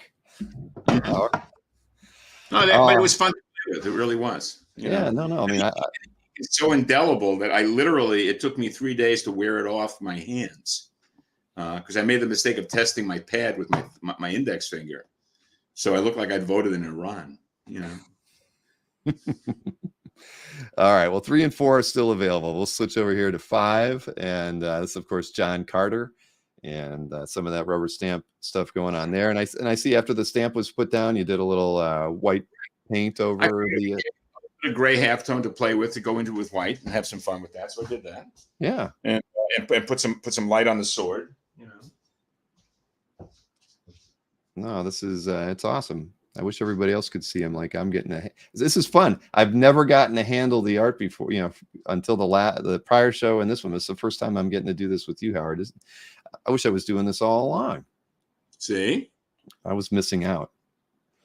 So so as you can imagine, we got a John Carter piece here at 350 and at lot 5, and then we've got the complimentary, switch over here to lot 6, the Deja Thoris at 350 as well. And so yeah, I mean, again, very, very well done, and I love the rubber stamp, man. I just can't believe the effort you got to put in just to get that little spot. I would have thought you would have had a small stamp, like the size of a quarter. That wouldn't work. And Wayne has claimed lot 6 as well. Thank you, Wayne. Thank you, Wayne. We appreciate that. All right, we'll keep it rolling here. Let's see. We'll move over to lot 7, and we've got Flash over here. Now, this one's kind of fun because you can see, it's hard to see there, but there's a lot of pencil and ink on this piece, and now I can see, like from this one, why you really need to have you use the frisket with the stamp, because you have to cover a huge area. Well, I was a huge fan of Flash Gordon as a kid. My first introduction to it, of course, was the movie Serial, which is on afternoon TV when I was a kid. And when I discovered the strip, the Woody Gelman book was just a revelation to me. And so I set out. I want to do the pulp heroes that inspired me as a kid when I was a kid. So that's what this is all about. That hence the Carter, Deja Thoris, Conan Belit. When I was 13 to 15, this work was the work that inspired me in every way, shape, and form. And that's it. I should have asked you about that before we got started, because typically we've done more hero related stuff for the custom pieces, but this time around it was more classic characters, and I assume that was the reason. All right, well, this one is out there as well. We'll of course recap everything when we get done here. So next up, where are we at here? Lot 8 is the Wilma Deering character. Yeah, I mean, again, when I discovered Buck Rogers after Flash Gordon, it was just so shitty looking. And then I discovered the Sundays from Russell Keaton, which were just breathtakingly beautiful. Mike Kaluta was the one who turned me on to that stuff. So this is Wilma Deering, Buck Rogers' boon companion, and that great Art Deco look to the rocket packs, the jodhpurs, the leggings on the pants, and the classic Buck Rogers ray gun, which is an absolute gas to do. So again, using the rubber stamp and doing dry brush for some clouds. Thank you, Wayne. Thanks so much. Yep, and Black Shoe Films picked up the prior one too, lot 7. So thank you, Black Shoe Films, for that. Thanks, guys. I'm most grateful. Absolutely, yeah. I know. I like both of those quite a bit. I mean, they look fantastic. I had a great time doing these. I mean, I like doing formalized approaches to this work, and that's why I did them all the same size, and just wanted to do the stuff that was why I do what I do. That sort of thing. Going back to what I said about content and form, this is the content that inspired me when I was a kid. Well, let's take a look at the next one. That's the lot 9 at $400. This is a Doc Savage, and I read the Doc Savage stuff very briefly when I was a kid, and I didn't understand the golden helmet approach to the covers that Jim Bama did. I love the Baumhofer covers. Okay. Because what the Baumhofer interpreted it as just a shock of red blonde hair, and I did the Doc Savage's classic machine pistol and the dirigible, all that, the basic stuff that was the real pulp character, suspenders, jodhpurs, riding boots, leather jacket, the archetypal adventurer. And again, I use the Zipatone pattern for the underside of the dirigible. People know that I'm a big fan of the Zeppelin universe. So that was where I was at with this, and just the golden eyes and just a very straight up 1930s interpretation, not the Bama interpretation. but the classic Baumhofer covers that really sold it for me. So there you go. Do you have HBO Max? Do you watch that? Do I have HBO? I have everything. You have everything. So did you like Perry Mason first season? Yeah. Well, I've seen the first 2 episodes of the second season. I just watched those last night. I love it. And what I'm fascinated about, they changed showrunners. The guys who are running the show now are the guys who did The Nick, which is where I first became affiliated with Juliette Rylance, who plays Della Street on the show. That's Mark Rylance's stepdaughter. Okay. Mm-hmm. And I love the show. I love everything about the show. I love Chris Chalk as Paul Drake. I love what's his name, Jordan, whatever, I forgot his last name, as Hamilton Berger. He's a guy he's a really interesting, sly actor. And somebody recently pointed out that Matthew Rhys, when he shows up on his wine show with David Tennant, is one of the most amiable, garrulous actors around. And yet when he plays characters, he's just completely dour and downtrodden. He's just great. I love the look of the show. I really do. I think it's just terrific. I love the first season, and I'm really digging the second so far. It's the only thing we're watching on a weekly basis. We don't wait to bank. So yeah, I can dig it. Cool.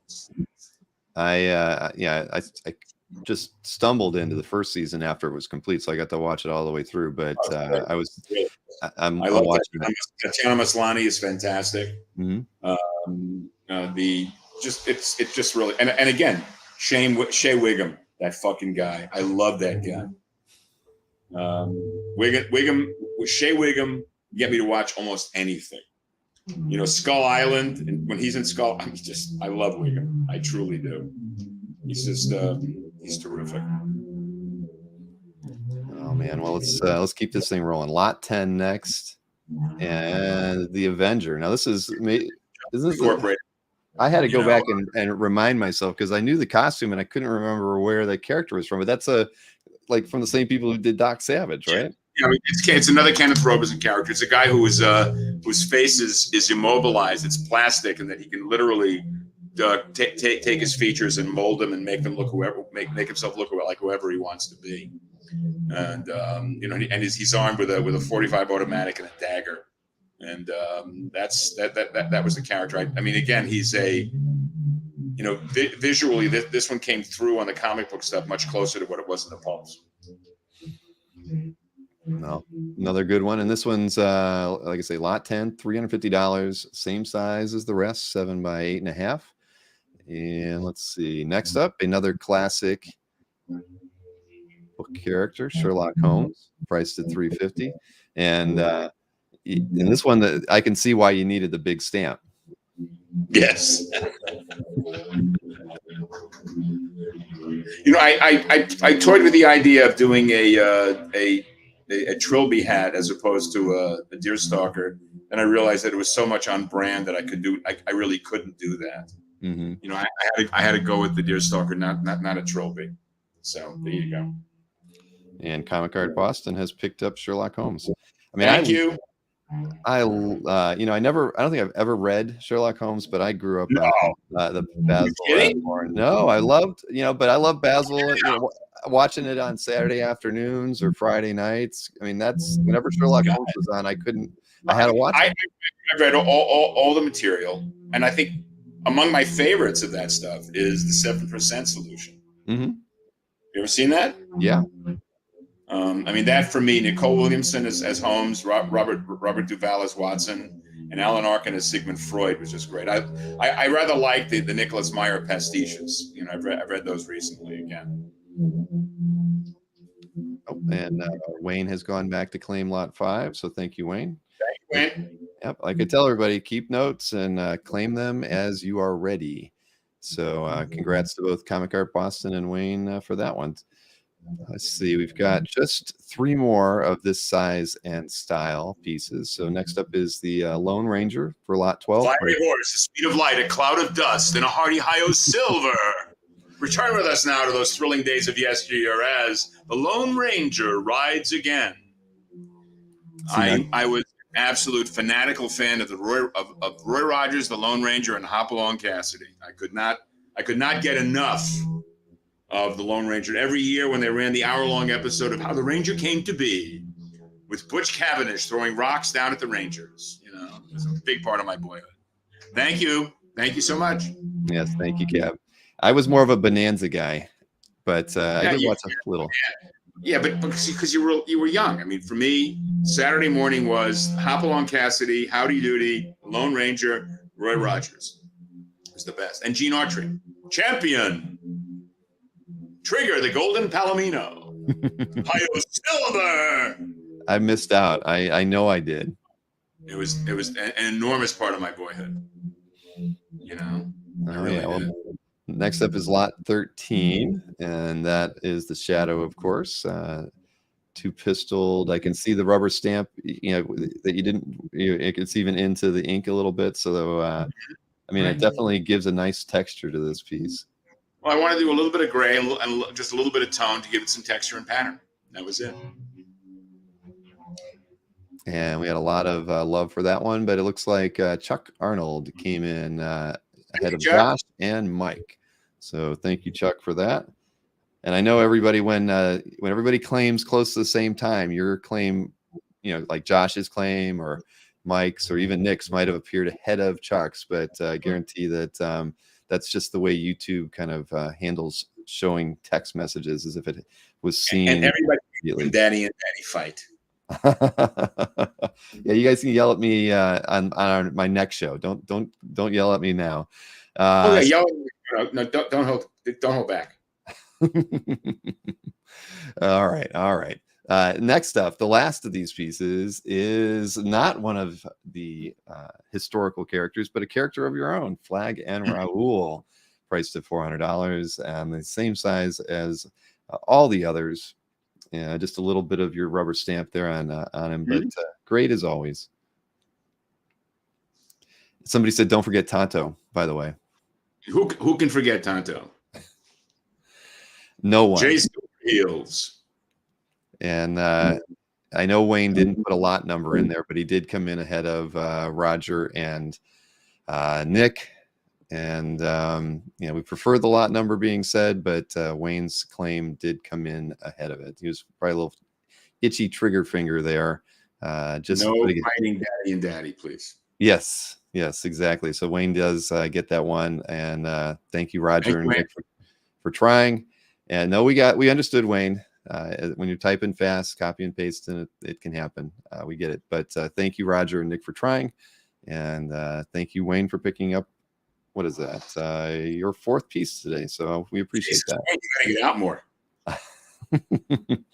All right. So now we're moving into the patch panel side of things. But the first piece we're going to look at is actually not like the ones that we talked about earlier, because these are actually, one of these things is not like the other. That is right. What was that? NTBSLT? One of these NTBSLT. Okay, not this, but like this. So let's see. What do we got here? I want to make sure I'm not missing anything. All right. So first lot is actually, it's part of a DPS. Okay. And these are two pieces from that DPS, and they were drawn on 11 by 17. They don't, the interesting thing will be when we show the image, and I'll let Howard talk about it. You know, one or maybe two of the images we don't have them, and you know, but that's okay, because these images are great. If you don't like them as part of the DPS, we will actually give you a price on them separately, because they're both pretty damn fantastic. But I think you would want to keep them together, because we as collectors like to try to keep all that stuff together. Howard. All right, so I'm going to show this one. This is lot 15, and it'll be two slides so you can see both of the 11 by 17s here. But again, this was a DPS. We've got, in this case, we're showing you the two figures who are on the left. They're on one of the 11 by 17 boards, and I'm showing the printed piece with this as well, so you can see that this is from Cross 1. That's the DPS of pages 4 and 5. And then the other one is actually the woman behind the gun, and you can see that here. So that's also on 11 by 17. I mean, that by itself is probably, you know, if someone were to look at it, you know, that by itself is worth $500, but you get both of the pieces for $5. And so, Howard, I mean, this is a great example of, you know, your workflow. I mean, these pages are assembled completely from separate elements. The two figures that the two figures that, if you take the two patches you've got, the cross and the woman behind him and the woman you've got up on the screen right now are separate elements. The girl who's lounging on the gun is a separate element. The gun itself is a separate element. The explosion is a separate element. The helicopters are separate elements, and the skyline are separate elements, all assembled in Photoshop. It's basically, it's a means to use to create a digital montage from physically created objects, and it served us very well. I can see it. I mean, it gives you the flexibility of changing the design while you're in production. As I indicated, I have patterns that I've scanned and pulled together, like the paisley of her bustier, and the other one, the lace pattern on the body stocking in the image that's up right now. This is the way I've been working for 20 years, and effectively and successfully. So there you go. All right. Well, I'm going to Wayne. Lot 7 was claimed by Black Shoe Films, but I can give you Lot 9. So I'm going to make a note of that here. So thank you, Wayne. Lot 9 goes to Wayne. So we don't have any takers at the moment on this as a pair. Howard and I did talk before the show, and we said that if we were going to split them up, we would do $300 for either piece. So if you were interested in the pair, this first one here with Cross and the female behind him, that would be $300. Or if you were interested in the woman with the bustier, she would be $300 as well. And again, both of these are on 11 by 17, and typically your patch panels are a little smaller. They're huge. It is huge, without question. And so I would even say, because I know a lot of people are going to watch the show afterwards. I mean, this is lot 15, but anybody who would want to get one or the other, we'll call the two figures 15A and the female 15B, so that if anybody inquires about them after the show, that's how I want you to describe them. So let me set these over here. Now we've got definitely, I think we've got like 6 patch panels here, and with these I tried to do the same thing. These are all going to be priced at $150. So first up is lot 16, and this one is from Cross 1. It's page 11, and it's on an 8.5 by 14-inch board, and it is it's you can see it's the first 2 panels from page 11, and and again, they're the characters. It's gorgeous, and I've seen a lot of these, and I know this is the standard size that you typically work on when you're doing these patch panels. Is that for convenience? I mean, it's or is there? I'm a formalist. I always have been, and I tend to work, and I take a structure and work against that structure. I came into the business just after the pages went from 12 by 18 to 10 by 15. And I never worked 12 by 18 except on special projects. So I tend to think in terms of a formalized idea of a size and scale. It's always been that way. So. And you do all the work in Photoshop yourself, or do you have staff? No, I do not. I have an assistant who handles it. I've forgotten everything I know about Photoshop. Isn't that difficult, though? I mean, that the assistant. I yell a lot. Ah, okay. All right. Well, Wayne you've claimed lot 15, so that is the 2 images from the DPS. Thank you so much, Wayne. And we do combine on shipping. I forgot to mention that, but of course we do, like everybody does. Of course he does. Please. I mean, why? How dare you consider otherwise? Exactly. Let's see. We'll show the next lot here. This will be lot 17. Kind of from that same scene. It's the next page. It's the top 2 panels from that as well. So it's page 12 from Cross 1, again on 8.5 by 14.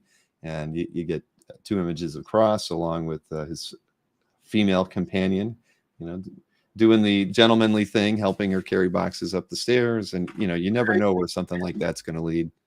I think thank you. I think you can see that, this is the sort of stuff I like doing, people doing real things with real shape in real time, so yeah, I mean, I had a great time with these characters.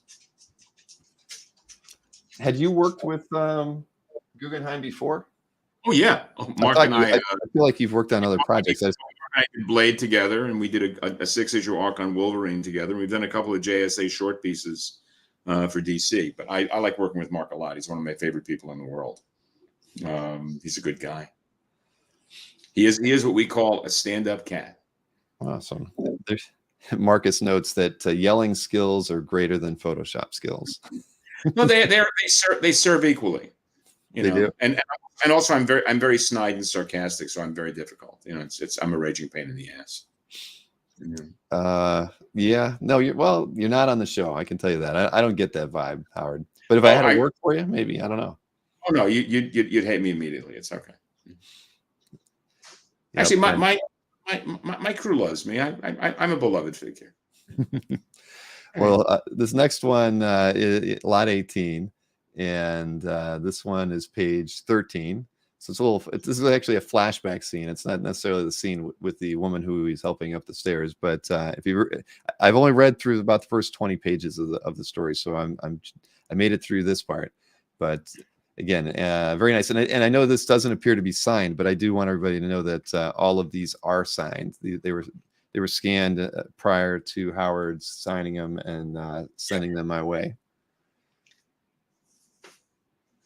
Yeah, Rick Welch says Raul is a stand-up cat too. Thank you, Rick. Thank you, Rick. So we have this one as well. So lot 18 is out there, 150. We've got a couple more, and I think let's see. This next one is the one we looked at as an example earlier. This is lot 19, and again, 5 figures on this patch panel. And I've only you don't get this. Well, no, I do actually have it in there. I made 2 slides for this one. I forgot. So you can see the 2 pages that these 5 figures were used for. On the first page here, they were used in that first panel when they're on the plane, and on the other 3 characters were part of the page 19 from Cross 3, and they're in that middle panel. And again, priced at $150, same size for all. And we looked at this earlier. That's where you're showing off, putting the textures on the characters. Yep. And let's see, what do we got? Next up is going to be, TJ says, Howard yelling, say it ain't so. Never. All right, lot 20. Speaking of a guy yelling, this guy's yelling at Cross and his female companion. This is from Cross 3, page 20. And you actually get them. I think it's actually from all panels here. You see they're in the first panel, the second panel, and they're small in the third panel that make up the 6 figures that are on this patch panel. Sorry, I'm reading your notes on the art. Right. And these like this piece here. From my memory and from my assistants as well. Aha. And I can see, like in some of these, it looks like maybe you sometimes use marker, or am I mistaken when I'm looking at the? Sometimes it's a mix of ink with a brush, rapidograph, marker, Sharpie, Pentel fountain pen, colored pencil, whatever I can get my hands on. I mean, one of the things about reproduction these days is that it's really extraordinary. Everything you put down gets reproduced. It's fantastic.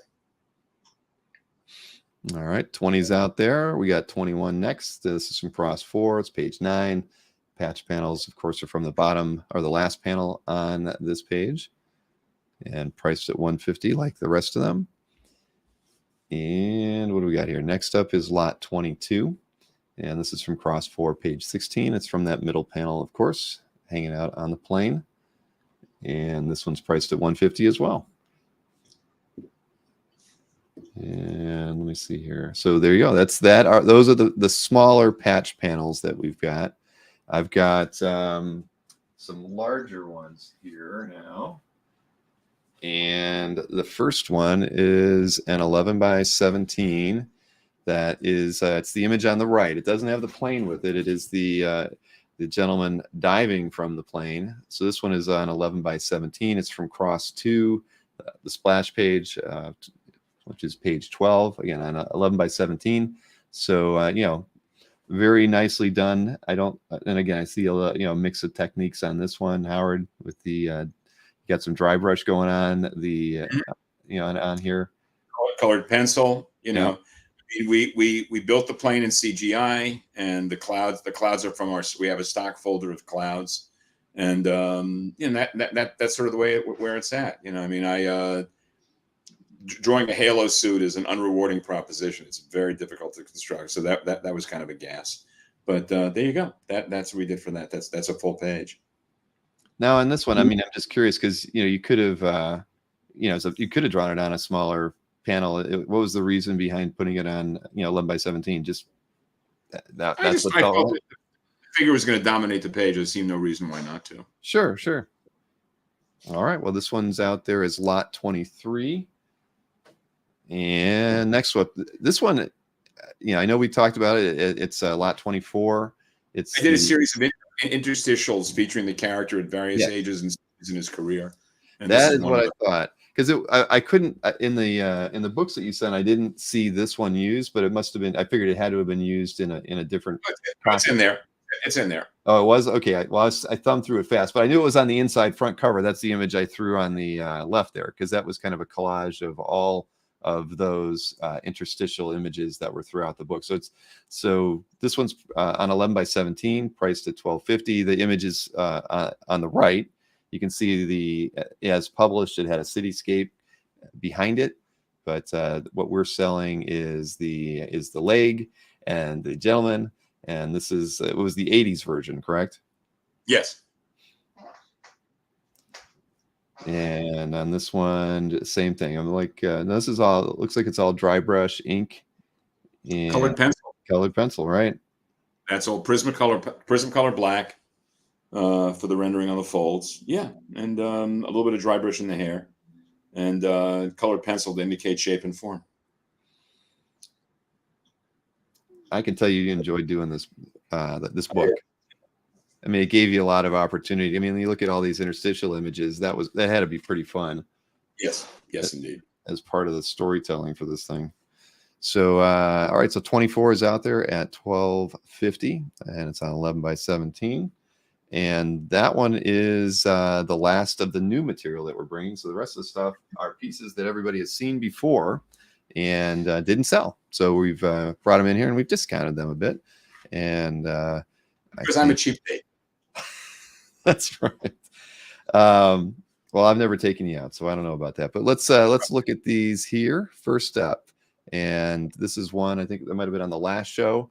This is lot 25. It is the Shadow, and a lot of these are actually done on that 8.5 by 14 as well. I think originally we were, I can't remember the exact price, but we're at $400 for this one. This has got, it's definitely ink. There's some dry brush. I know we talked about this earlier. It has a few pieces of tape on it, and you were talking about. I use tape the way I use Zipatone. It gives me a surface against which to work, as I indicated, both for corrections and for very fine line effects. Thanks, Mike. I'm most grateful. And thank you, Nick, for almost getting it. We appreciate that.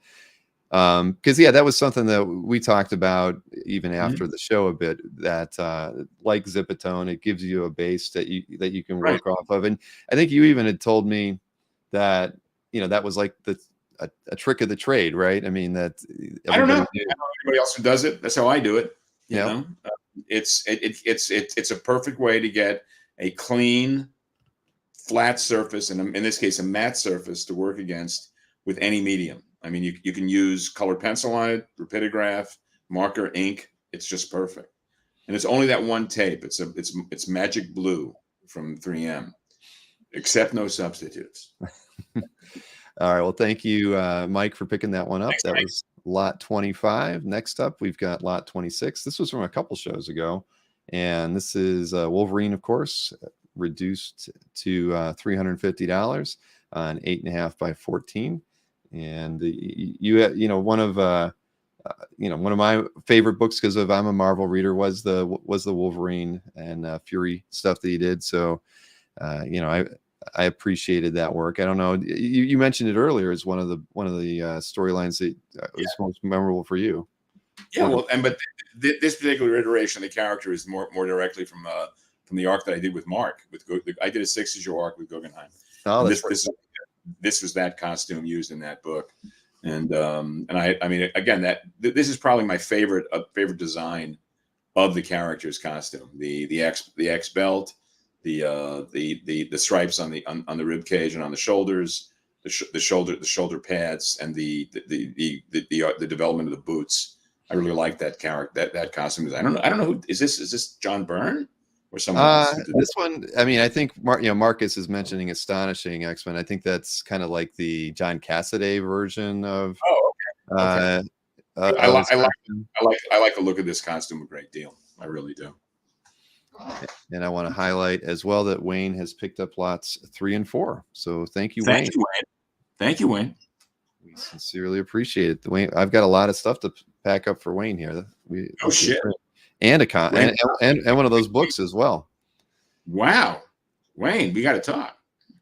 All right. And I just see that, let's see, what is that? We got to switch back. What was lot 18? Got it. So I saw the Jewish Dragons was claiming lot 18 and also would like a signed copy as well. So I'm going to put that down. Thank you, Jewish Dragons. Thank you, JD.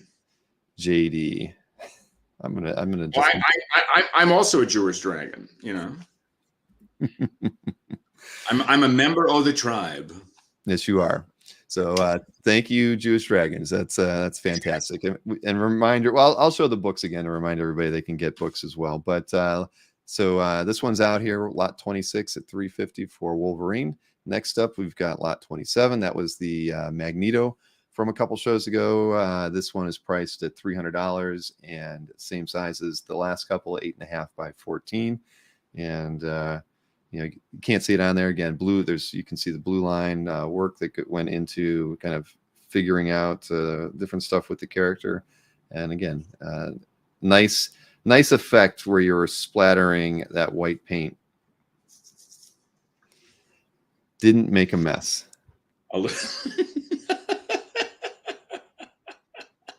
But that's so precious. That's good. Yeah, I know. I am very precious. You're right. You're man. Next up, lot 28. This one was from a few shows ago as well, and it is Iron Man, and this one is reduced to $400 for today's show, 8.5 by 14. And a classic pose from the character, and definitely my favorite costume from yes. Iron Man, right? Although I have to say, I still have an enormous warmth in my heart for the gray outfit in those first issues. I just love that stuff. Iron Man was one of my favorite characters at Marvel, because I always wondered what kind of sex life did Tony Stark have every time he took his shirt off and they saw that thing in the center of his chest. You know? Yeah, they were either right. Well, who knows? I don't even want to guess. Why? You ask yourself that question. That's not one that I never ask myself. I'm asking it of you, however. That's coming to you, Bill, and saying, what is that? What happened with that? You know. I don't want to know. But all right. So this, all right. At ease. Lot 28, $400 for the Iron Man, and then lot 29 is the Captain America that didn't sell a few shows ago. This is priced at $400, and again on 8.5 by 14. And it's just cool to get to see these, Howard. Honestly, I'm really happy that I'm handling all of the shipping now, because I actually get to see this. Your hands cleaned and make those rubber gloves work for you. I mean, yeah. Well, I mean, I'll take care of them. I'm not going to wear white gloves or anything while I'm handling the art, but I did clean my hands before the show started. So good for you. Good for you. Yeah, World of Wildstorm says arc reactor. I hardly knew her. Oh boy. All right, so that one is out there as well. Lot 29, $400 for the Captain America.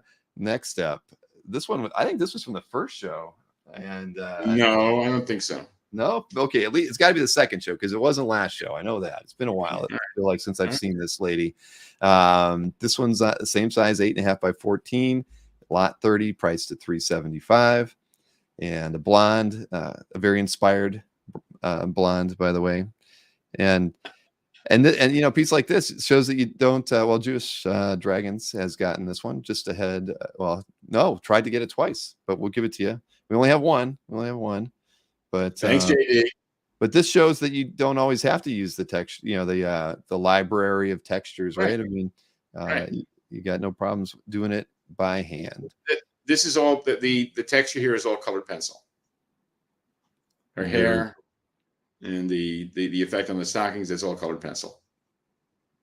Very nice. Yeah. Well, Thanks, thank man. you. Yep. Thank you, Judas Dragons.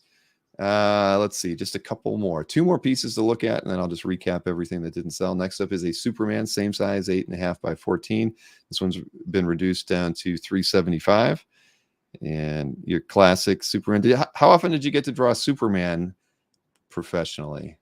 Well, I did a very brief arc for the Superman in the 1930s. I'm having breakfast rather, next Friday with Tom DeHaven, who wrote the absolutely brilliant novel It's Superman, which is basically, in the most reductive sense, what would happen if John Dos Passos and John Steinbeck collaborated on doing a novelization of Superman's origin.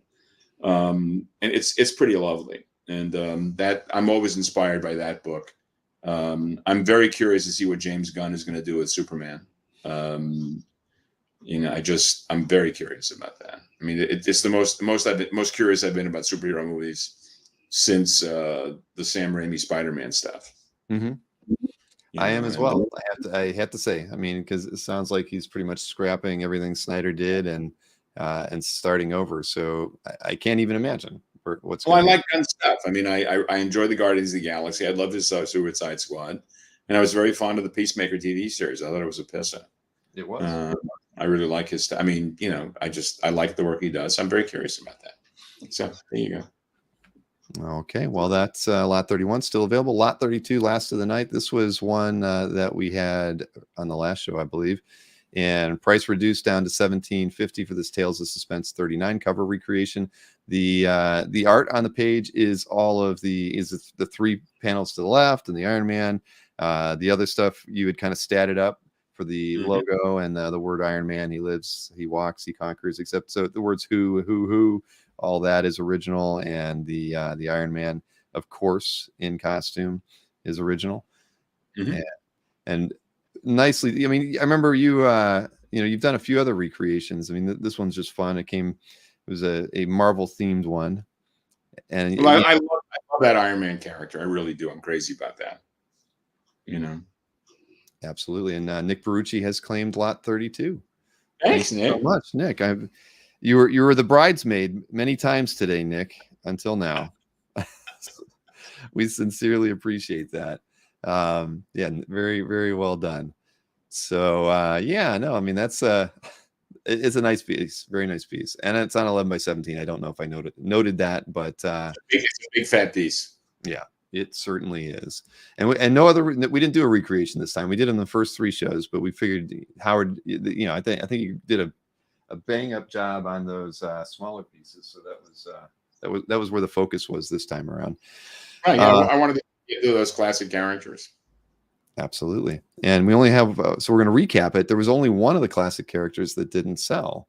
And what does that tell us about that character? But we'll go ahead and we'll take a look at it. It's lot 10. That was the Avenger. And I remember I even had to Google this one just to make sure, because I knew the costume, but couldn't remember where. And so this one's out there at $350 on 7 by 8.5 paper. And again, at $350. Next one that is available are most of the patch panels. We've got lot 16 priced at $150 from Cross 1. That's page 11. We've got lot 17 from Cross 1, page 12.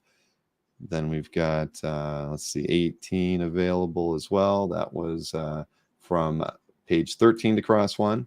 That's the top published panel there on the right. 19 did sell. So then we've got, 20 next, and that's the patch panels from Cross 3, page 20. I'm not able to watch the chat at the moment, but yes, I saw Murdoch just asked about lot 15. It did get claimed by Wayne, and Wayne has also claimed lot 10. So sorry, I can't watch the chat and change slides at the same time. Another detracting thing about this studio that I'm in, but I will do my best to switch back and forth. Stop whining.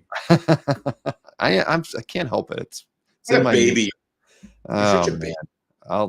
Good thing I've got a box of Kleenex right beside the here. Next up, because I'm either whining about my inability to use this software or the abuse I take sometimes. But let's see, lot 21. Oh yeah, I know. Hearts are broken. I know. You take it easy on me. So lot 21, that's from Cross 4, page 9, priced at $150. That one's still out there.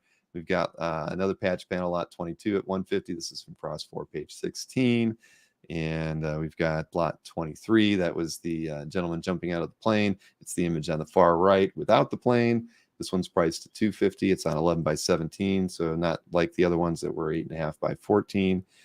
Lot 24 is still available. That was I wrote cross cover. It's really more cross interstitial because it kind of separated the books. This is the 1980s version of cross, and it's the image on the far right with the skirt and the leg and the gentleman with the pistol.